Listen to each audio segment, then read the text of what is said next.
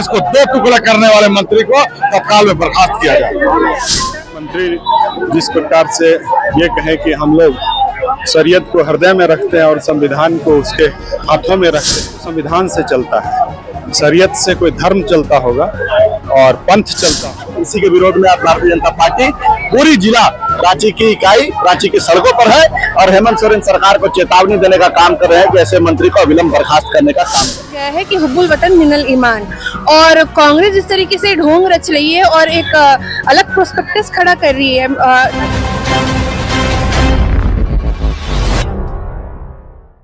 अब हम इन लोग से जुड़ेंगे और बातचीत करेंगे, जानेंगे क्या कुछ वजह है कि आज ये लोग यहाँ पे प्रदर्शन करें, क्या कुछ वजह है कि आज आप लोग यहाँ पे नारेबाजी करें, यहाँ पे प्रदर्शन करने आए। देखिए, जिस प्रकार से झारखंड सरकार के मंत्री और हेमंत सोरेन सरकार के मंत्री अपनी जो शपथ लिए हैं संविधान के हाथ रखकर, वो शपथ भूल गए हैं, तभी इस प्रकार का बयान इस राज्य में दे रहे हैं कि संविधान से ऊपर वो शरीयत को मानते हैं।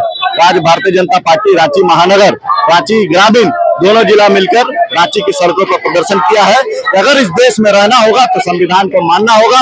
बाबा साहेब का अपमान भारतीय जनता पार्टी कतई बर्दाश्त नहीं करेगी और संविधान से ऊपर कोई नहीं है। हफीजुल अंसारी को बर्खास्त करे हेमंत सोरेन सरकार। इसी के विरोध में आज भारतीय जनता पार्टी पूरी जिला रांची की इकाई रांची की सड़कों पर है और हेमंत सोरेन सरकार को चेतावनी देने का काम कर रहे हैं कि ऐसे मंत्री को अविलंब बर्खास्त करने का काम करेंगे। जी, आप जिस प्रकार से आप यहाँ पे नारेबाजी, क्या लगता है ये सब कितना सक्सेस रहेगा, क्या इससे क्या वो आएंगे माफी मांगे, ऐसा कुछ होगा? बिल्कुल उनको माफी मांगना पड़ेगा। जिस प्रकार से उन्होंने बाबा साहेब का अपमान किया है, बाबा साहेब का अपमान ये हिंदुस्तान सहने वाला नहीं है, भारतीय जनता पार्टी परिवार सहने वाली नहीं है। इसलिए आज हम लोग रांची की आज यहाँ पे बीजेपी के सारे कार्यकर्ता यहाँ पे मौजूद है, नारेबाजी कर रहे हैं। देखिए, निश्चित तौर पे जिस तरह से मंत्री हफीजुल अंसारी का जो बयान आया है कि शरीयत को हम लोग दिल में रखते हैं, संविधान को हाथ में रखते हैं, जिस तरह से संविधान का अपमान, बाबा भीमराव अम्बेडकर का बनाया हुआ संविधान का अपमान जिस तरह से मंत्री हफीजुल अंसारी ने किया है, हम उन्हें बर्खास्त करने की मांग करते हैं। और हम लोग जिला स्कूल से चलकर राजभवन तक यहाँ पे आए हैं, पैदल मार्च करते हुए, विरोध प्रदर्शन करते हुए कि ऐसे देश को दो टुकड़ा करने वाले मंत्री को तत्काल में बर्खास्त किया जाए। क्या आज यहाँ पे आप लोग धरना प्रदर्शन कर रहे हैं, बार नारेबाजी कर रहे हैं? देखिए, यह देश है जो संविधान से चलता है, संविधान पे आधारित हमारा देश है। आप समझ सकते हैं, प्रदेश का एक जिम्मेवार मंत्री जिस प्रकार से शरीयत को और संविधान को एक तराजू पे तोलने का प्रयास किया गया है। इस संविधान शरीयत से कहीं ज्यादा ऊपर है और पूरा देश नहीं, पूरा विश्व में संविधान का अपने अपने सारे देश अपने संविधान को मानता है। जिस प्रकार से यहाँ के मंत्री जी अनर्गल बात कर रहे हैं, उनको ये चीज पता होना चाहिए कि वो जिम्मेवार मंत्री होने के बाद इस प्रकार का बयान दे रहे हैं। इससे पूरा झारखंड मर्मित है। यहाँ पे अभी बैरिकेडिंग है, तो क्या लगता है क्या इस बैरिकेडिंग को क्रॉस करके जा पाएंगे या फिर यहीं तक रहेंगे? देखिए, हमारा ये शांतिपूर्ण मार्च था जो जिला स्कूल से लेकर राजभवन तक का था और यहाँ पे सभी हमारे जो प्रतिनिधि थे वो राज्यपाल को जाकर के एक ज्ञापन देंगे, जिसमें पूरे विस्तार से ज्ञापन में जो भी बातें हैं उसको रख दी गई है। क्या कुछ मांगे, क्या चाहते हैं कि हफीजुल हुसैन को हटा दिया जाए? बिल्कुल, जो एक जिम्मेवार मंत्री हो करके संविधान को नहीं मान रहे, जो संविधान का कसमें खा करके मंत्री का शपथ लिए थे, वो आज इस संविधान को भूल गए हैं। तो बेशक वैसे मंत्री को स्वयं इस्तीफा दे देना चाहिए। उनके सरकार में उनके मुख्यमंत्री को सोचना चाहिए, जिस संविधान का कसम खा करके उस राज्य का नेतृत्व, इस राज्य का सेवा करने के लिए आए हुए थे, आज वो संविधान को मानने के लिए तैयार नहीं है। तो आप इससे समझ सकते हैं कि उस मंत्री की मानसिकता क्या है और वो देश की और इस राज्य की सेवा क्या करेंगे। ये आपका परिचय? नीरज कुमार। आप क्या कुछ कहेंगे? यहाँ पे आए हैं, ये हफीजुल अंसारी जो है शपथ लेकर के तो आए हैं, संविधान का शपथ लेकर के, लेकिन उसको निभाना नहीं जानते हैं और संविधान का उल्लंघन करते हैं और शरिया कानून के पक्ष में रहते हैं। ये सरासर गलत है। हफीजुल अंसारी को तुरंत इस्तीफा दे देना चाहिए। मेरा परिचय भाजपा महिला मोर्चा की सदस्य। आज आप लोग सब नारेबाजी करते हुए यहाँ तक आए राजभवन, क्या कुछ कहेंगे? देखिए, झारखंड के एक माननीय मंत्री जिस प्रकार से ये कहे कि हम लोग शरीयत को हृदय में रखते हैं और संविधान को उसके हाथों में रखते हैं, निश्चित रूप से संविधान का अवमानना है, अवहेलना है। भारतीय संविधान हम सभी भारतीयों के लिए एक धर्म ग्रंथ है, एक मानने वाली भारत की ऐसी पुस्तक ही नहीं बल्कि हमारा अनुशासन है, हमारा सम्मान है, हमारा कानून है। और देश तो संविधान से चलता है। शरीयत से कोई धर्म चलता होगा और पंथ चलता होगा, लेकिन संविधान से देश चलता है जिसमें सभी धर्म के लोग भारत में अनेकता में एकता के साथ रहते हैं। और जब देश में एक कानून का राज होगा तभी हमारा देश एक उन्नत और आदर्श राष्ट्र हो सकता है। और राहुल गांधी जी जो कांग्रेस वाले संविधान का किताब लेकर ये दुहाई देते रहते हैं कि हम संविधान के बहुत बड़े रक्षक हैं, तो उसके मंत्री, उसके समर्थन से चल रहे मंत्री ने यह साबित कर दिया कि झारखंड के जो हेमंत सोरेन जी के नेतृत्व में सरकार चल रही है वह तुष्टीकरण की राजनीति यहाँ के माननीय मंत्री को मानते हुए शरीयत को संविधान से ऊपर मान रहे, उसी के विरोध में आज भारतीय जनता पार्टी के द्वारा पूरे जिले में इस प्रकार का आक्रोश प्रदर्शन आहूत किया गया। अपने प्रदेश के माननीय प्रदेश अध्यक्ष बाबूलाल मरांडी जी के आदेश पर सभी जगह प्रदर्शन हो रहा है। और आज हम लोग भारतीय जनता पार्टी रांची महानगर एवं ग्रामीण के द्वारा जो जिला स्कूल मैदान से राजभवन तक आक्रोश मार्च निकाला गया था उसमें शामिल होकर अपना विरोध प्रदर्शित किए हैं। निश्चित रूप से झारखंड का एक एक जनमानस इस बात को लेकर विद्वलित है कि कैसे एक संविधान के एक मंत्री के दायित्व में बैठा हुआ व्यक्ति यह कह रहा है कि हमारे लिए शरीयत कानून संविधान से ऊपर है। आज आप लोग राजभवन में है, क्या दिएगा आप वगैरह सौंपे?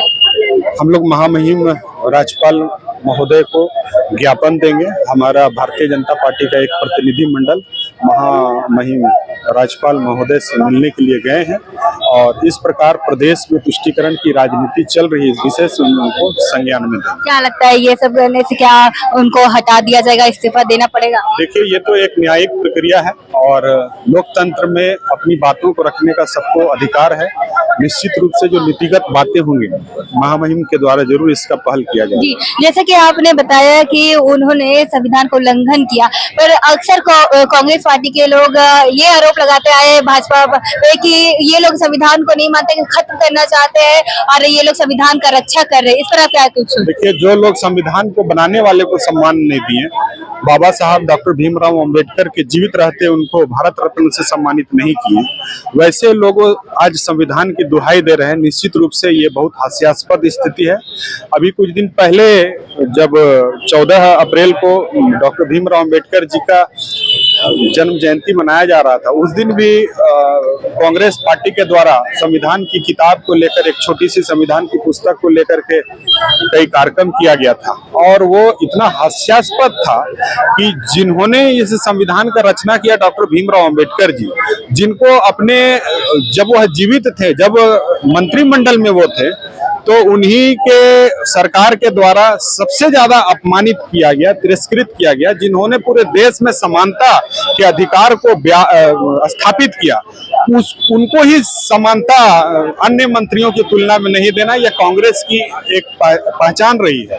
तो तुष्टीकरण लगातार इस प्रकार के उन्होंने काम किए जिससे डॉक्टर भीमराव अंबेडकर का अपमान हुआ है। तो कांग्रेस से ईमानदारी और संविधान को सम्मान देने की बात कहना बेईमानी है और पूरे देशवासी इस बात को समझते हैं। निश्चित रूप से ये एक हास्यास्पद स्थिति है।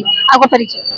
के गुप्ता, भारतीय जनता पार्टी झारखंड प्रदेश कार्य समिति सदस्य, सह निवर्तमान जिला अध्यक्ष, रांची महानगर जिला। देखिए, जिस तरीके से मतलब हम देश में रहते हैं तो हमारे लिए सर्वोपरि देश का कानून होता है, क्योंकि ये कहा गया है कि हुब्बुल वतन मिनल ईमान। और कांग्रेस जिस तरीके से ढोंग रच रही है और एक अलग प्रोस्पेक्टस खड़ा कर रही है ताकि एक जगह की उनका वोट बैंक बना रहे। और साफ तौर पे मैं स्पष्ट कहती हूँ, तो स्पष्ट कह रही हूँ कि वो हम सभी मुस्लिम भाई बहनों को, अल्पसंख्यकों को अपना वोट बैंक समझती है कांग्रेस। और कांग्रेस इसी तरीके का उल जुलूल बयान देती है ताकि कांग्रेस का वोट बैंक मुस्लिम समाज बना रहे और अशिक्षित रहे, और ये भड़का करके रखने का काम हम अल्पसंख्यक भाई बहन और हम सारे समाज को करती है। पर भारतीय जनता पार्टी भी ये संकल्पित है कि हर घर से एपीजे अब्दुल कलाम निकालेगी और पूरे देश के एक एक मुस्लिम भाई बहनों, अल्पसंख्यक भाई बहनों तक हम पहुंचेंगे और उन्हें ये समझाएंगे कि ये कांग्रेस के झांसा में नहीं आए, क्योंकि इस कांग्रेस ने 60 साल से देश को लूटा है। और इसके साथ ही साथ हम देश में रहते हैं तो देश के लिए मतलब हमें अपनी जान की आहुति देनी चाहिए। और जिस संवैधानिक पद पे एक मंत्री बैठ करके इस तरीके से उल जुलूल बयान देते हैं तो उन्हें इतना समझ में नहीं आता कि आप संविधान की शपथ लेकर के एक पद पे बैठे हैं, तो जब आप एक संवैधानिक पद पे एक जगह पे बैठे हैं तो आपके लिए जितनी भी मतलब जनता है, जितने भी लोग हैं, वो सारे एक समान होते हैं, सारे धर्म संप्रदाय सारे पंथों से बढ़ करके होते हैं, उठ करके ऊपर होते हैं। तो सभी जनता को एक नजरिया से उन्हें देखना चाहिए, ना कि ऐसे पार्शियल होना चाहिए।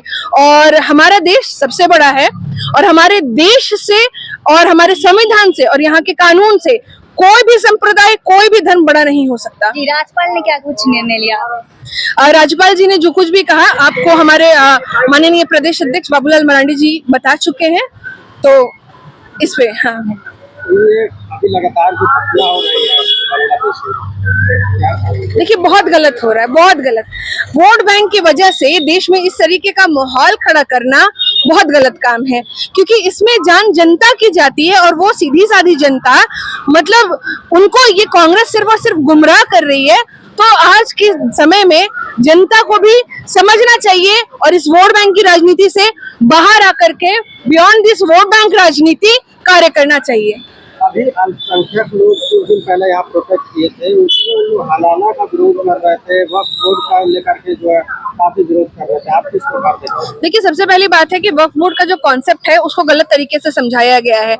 ये कांग्रेस के सच्चर कमेटी की रिपोर्ट पे आधारित है और इससे पहले भी 3 बार कांग्रेस ने वक्फ बोर्ड का संशोधन किया है। पहला संशोधन किया है 1954 में, दूसरा संशोधन किया है 1995 में, तीसरा संशोधन हुआ है 2013 में। तो जब 3 बार कांग्रेस पार्टी ने ये वक्फ बोर्ड का संशोधन किया है, तो मुझे ये कांग्रेस पार्टी जरा बता देना कि 3 बार क्या लोकतंत्र की हत्या नहीं हुई थी। और मैं अपनी पार्टी की तरफ से ये स्पष्ट करना चाहती हूँ कि वक्फ बोर्ड के अंदर आने वाली जितने भी मदरसा है, जितने भी दरगाह है या फिर जितने भी मस्जिदें हैं, उनके साथ ये कह रहे छेड़खानी होगी। छेड़खानी तो छोड़ दीजिए, इनके ऊपर कोई हाथ भी उठाएगा ना, उसका हाथ भारतीय जनता पार्टी काटने का काम करेगी। वाले मामले में आपको क्या लगता है? देखिए बहुत गलत हो रहा है। ममता बनर्जी जिस तरीके से चुप बैठी है, शांत बैठी है, उनका जो असली चेहरा है पूरे देश के सामने प्रकट हो रहा है और देश तो जानता ही है कि वो किस प्रकार से काम कर रही है, किस प्रकार से बंगाल सरकार काम कर रही है। पर सबसे बड़ी बात है कि जनता की जान जा रही है और जब जनता की जान जाती है तो उनके घर की भरपाई कोई नहीं कर सकता, क्योंकि एक परिवार का सदस्य का अगर जान जाता है तो वो एक परिवार का सदस्य पूरे घर के लिए चिराग होता है, पूरे घर की जिम्मेदारी होती है। और वो बंगाल सरकार घर से जो जनता है और घर से जो परिवार है उसको सड़क